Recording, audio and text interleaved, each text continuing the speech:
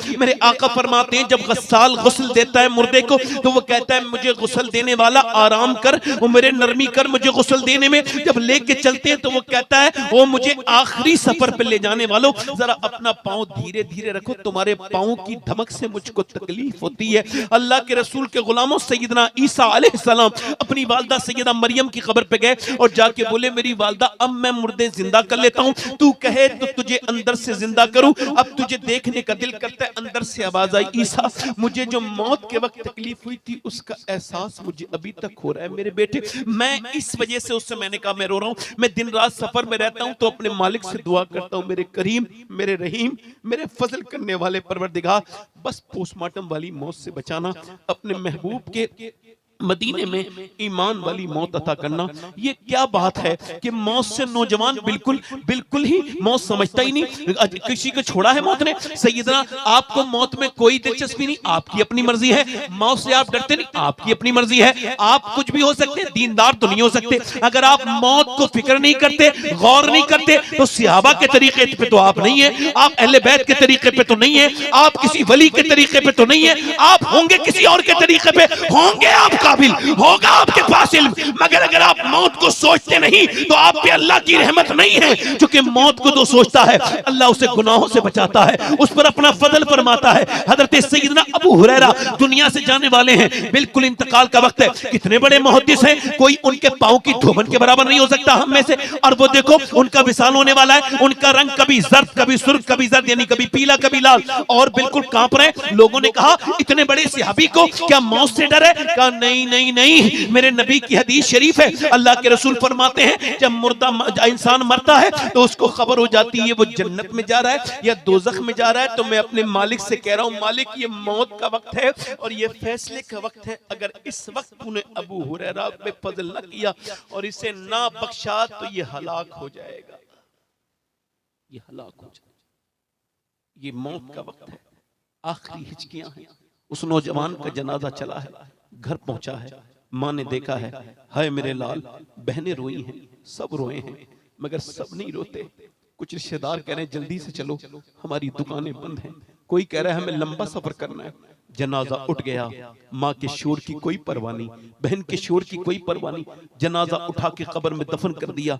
कब्र में दफन करने के बाद अल्लाह के रसूल फरमाते हैं जब चलते हैं तो वो मुर्दा कहता है ओ मुझे दफन करके जाने वालों, थोड़ी देर तो रुक जाओ मेरे यारो, कितनी रातें मैंने तुम्हारे साथ गुजारी, एक रात तो गुजारो, थोड़ा वक्त गुजारो, मगर कोई नहीं रुकता। मेरे भाई मेरे दोस्त, तुमने किससे दिल लगाया है? ये दुनिया है, इसके हर रिश्ते में एक लालच है, हर रिश्ते में एक मतलब है, एक मफाद है, या हर वफा में बेवफाई छुपी है। इस दुनिया से दिल न लगाओ। वो कब्रें जिन्हें लोग समझते थे ये कब्रें जैसे अब कभी पुरानी नहीं होंगी, जवानों की कब्रें हैं, लोग जाते थे और रोते थे, मगर फिर वो कब्रें पुरानी हुई फिर मिट गई। कोई नहीं जाता, अमीरों को ना छोड़े, गरीबों को ना छोड़े, फकीरों को ना छोड़े, आलिम को ना छोड़े, मौत जाहिल को ना छोड़े, सिकंदर को ना छोड़े, दारा को ना छोड़े, फलस्तीन के किसी इंसान को ना छोड़े। अजल नहीं छोड़ा न किसना न दारा, इससे सिकंदर सफाते बिहारा, हर एक लेके क्या क्या न हसरत से धारा, धरा रह गया यही रात ठाट सारा। दगाजी लगाने की दुनिया नहीं है, ये इबरत की जा है, तमाशा नहीं है। अब ये आपको सोचना है कौन सी वाली कब्र में जाना चाहते हैं। उस कब्र में जो कि जहन्नम के गढ़ों में से एक गड़ा है या फिर जन्नत के बागों में से एक बाग है। मैं आप सबसे पूछना चाहता हूं, अब गौर कीजिए, ये आदमी कब्र में दफन कर दिया गया, सब वापस चले गए उस नौजवान को छोड़ के। मगर एक सवाल के लिए इतनी बड़ी लंबी मैंने तकरीर की है, एक सवाल करना था पूरी तकरीर के बाद। आपसे पूछना चाहता हूं, वो जो फिल्म देख के मरा था, जब कब्र में उसकी हुजूर आए होंगे तो उसने अपनी उन आंखों से हुजूर को कैसे देखा होगा जिन आंखों से वो फिल्म देख के मरा था? कैसे देखा होगा? कल है दीदार का दिन, आज यहां आंख बेकार है। अच्छा, दिल पे हाथ रख के एक सवाल का जवाब दो, क्या होना है और छुप के लोगों से किए जिसके गुनाह वो खबरदार है? क्या मुजरिम को न शर्माओ और अहबाब कफन ढक दो, मुंह देख के क्या होगा पर्दे में भलाई है। सवाल आपसे मेरा सिर्फ इतना है कि अगर अभी मेरे सरकार तशरीफ ला जाएं, मान लीजिए हुजूर अभी तशरीफ लाएं, तो हम में से कितनी आंखें पाक ऐसी हैं जो हुजूर को देखने की हिम्मत करेंगी? बताओ, ये आंखें आपकी थी नौजवानों? नहीं, ये किसकी आंखें थी?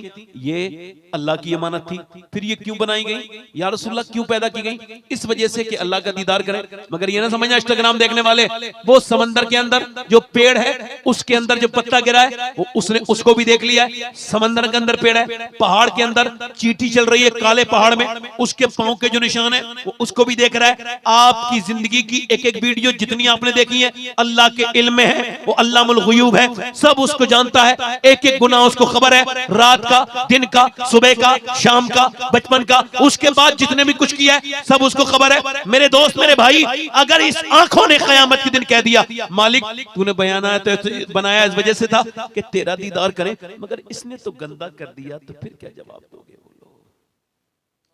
बताओ। तो जब मुसलमान लड़कियां बेटियां बुर्का ओढ़ करके जब थिएटरों के अंदर से उनकी वीडियोस वायरल होने लगे, मुसलमान बच्चियां, शादी जाके देखो मुसलमानों की, इनकी शादियां देखो। ये हमारे राशिद मरकजी साहब हैं, कितनी मेहनत कर रहे हैं, मगर एक सवाल का जवाब दो। 11 लाख लड़कियां तकरीबन मुसलमानों की गई हैं, 11 लाख, कुछ ऊपर नीचे। मैं आप सबसे पूछना चाहता हूं, क्या वो ऐसे चली गई? नहीं, ऐसे ही नहीं गई हैं। उनको बकायदा तरतीब से यहूदियों ने, नसरानियों की साजिशें पहले हमारे घरों में पनपी हैं, पहले हमारे घरों में। आप क्या समझते हो, ये जो आप देख रहे हैं आपके घरों में ये सीरियल देखे जा रहे हैं, ये किसी मुसलमान का बना हुआ है? नहीं, ये कराची में उन यहूदियों के एजेंटों ने बनाए हैं, जिन्होंने ये कसम खाई थी कि हम मुसलमान लड़कियों की, औरतों के अंदर से हया निकाल देंगे। जब कोई हयादार मां ही नहीं होगी तो बच्चा कहां से?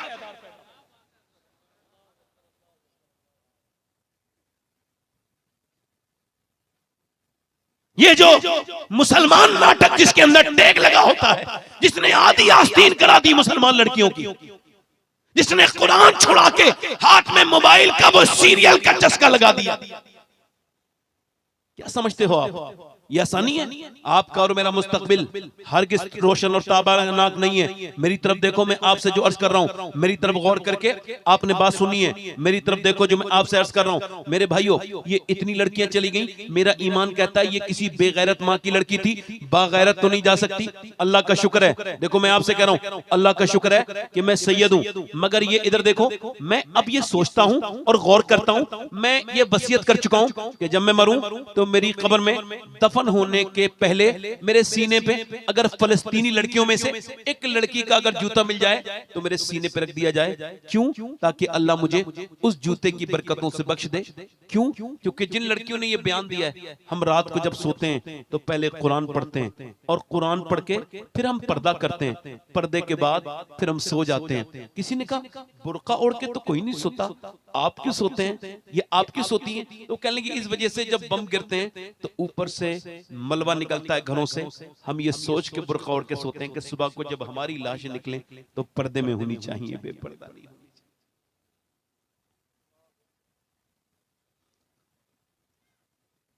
और कोई साहब मिंबर से जाना चाहते हो तो चले जाएं, मैं जरा थोड़ा सा इससे परेशान हो जाता हूँ, डिस्टर्ब हो जाता हूँ, बड़ी मेहरबानी आपकी।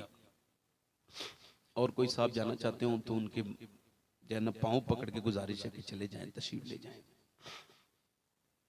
असल में यहाँ पर मसला यह है कि हमारे दिलों को जंग लग गया है। मखदूम याह्या मुनीर ने फरमाया कि दिल जो मुर्दा होता है उसकी सिम्टम्स, उसकी ये अलामत कि जब तुझ पे कोई अच्छी बात असर न करे तो समझ लेना कि तेरा दिल मुर्दा है। अब मैंने देखा है कि लोग हर जगह बैठ के मोबाइल उनके हाथ से छुटता ही नहीं, जहां बैठेंगे मोबाइल चलाएंगे। ये एक बहुत बड़ी बीमारी है। मैं आपको बता रहा हूं, 5 घंटे से ज्यादा जिसका मोबाइल की स्क्रीन ऑन रहती है बगैर किसी काम के, वो या तो बीमार है या बीमार होने वाला है। ये मैं नहीं कह रहा हूं, जदीद तहकीक कह रही है। क्या कह रही है? जदीद तहकीक कह रही है इस बात को कि इंसान मोबाइल का पीछा नहीं छोड़ रहा है और वो समझ रहा है कि मोबाइल मेरे साथ है। मैंने देखा है कि हर जगह ये मोबाइल, खैर मैं अपनी बात कर रहा हूं, मैं आपसे ज्यादा बात नहीं करता और अपनी बात आगे बढ़ा रहा हूं। ये जो बच्चियां भाई जरा कोई नहीं तो आप तशरीफ ले जाइए, वहीं पे जाके बात कर लीजिए आप।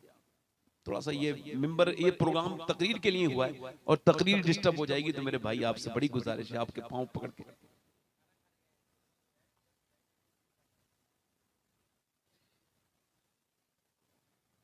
चलिए ठीक है, अल्लाह आपको सलामत रखे, बाकरामत रखे, उन उलमा को भी सलामत रखे। मैं तकरीर अपनी यहीं पे ख़त्म करता हूँ।